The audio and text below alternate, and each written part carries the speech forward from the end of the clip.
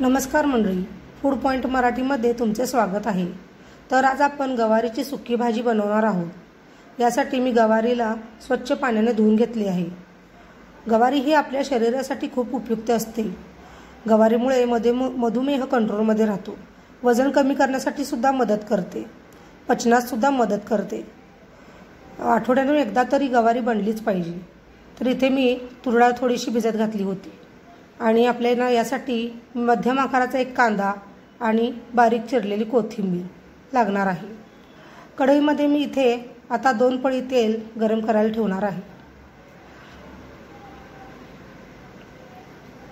तर तेल चांगलं गरम झालं की आपण यामध्ये बारीक कट केलेला कांदा आपण यामध्ये घालून घेऊया। तर कांदा चांगला परतून घेऊया, कांद्याचा कच्चेपणा जायला पाहिजे। तर चांगला कांदा अशा प्रकारे आपला चांगला परतून झालेला आहे, कलर थोडासा बदललेला आहे कांद्याचा। तर आता या स्टेजला आपण इथे गवारी पाण्यातून बाजूला काढून कढईमध्ये घालूया आणि ती आपण चांगली परतून घेऊया। तर गवारीच्या शेंगा चांगल्या परतून घेऊया।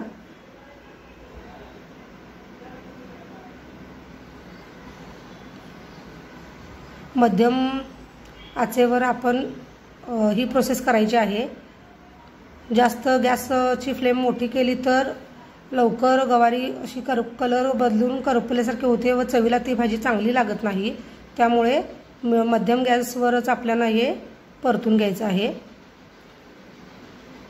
आणि छानपैकी आपण अशी गवारी परतून घेऊया।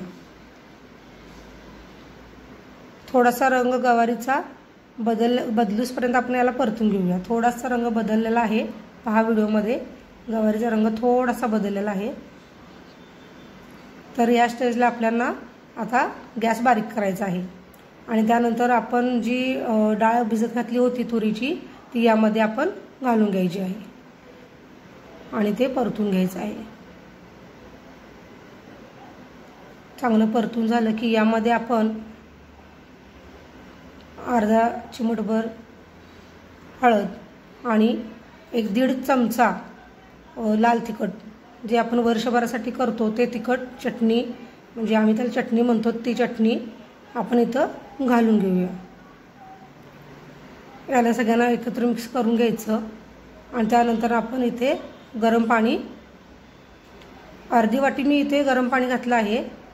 अर्धी वाटी गरम पाणी, माझी वाटी छोटी आहे, अर्धी वाटी मी गरम पाणी घातलेलं आहे आणि चवीपुरतं मीठ घालून झालं की चांगलं आपण याला परतून घेऊया आणि ह्याच्यावर झाकण ठेवून आपण याला कोथिंबीर घातली आहे आणि आपण याला आता झाकण ठेवून 5 मिनिटं शिजू द्यायचं आहे बारीक गॅसवर। हे प्रोसेस आपल्याला सगळी बारीक गॅसवर करायची आहे।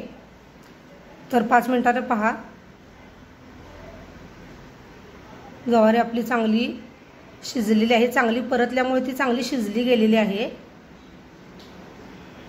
पहा गवारी आपली कशी शिजलेली आहे। तुरीची डाळ सुद्धा शिजते, भिजत टाकल्यामुळे ती लवकर शिजते। पहा गवारीची छान चमचमीत भाजी झालेली आहे। तुम्ही ही भाजी डब्याला मुलांना दिली तर मुलं खूप आवडीने खातील। माझ्या जर रेसिपी तुम्हाला आवडत असतील तर व्हिडिओजला लाईक आणि चॅनलला सबस्क्राईब करायला विसरू नका। धन्यवाद।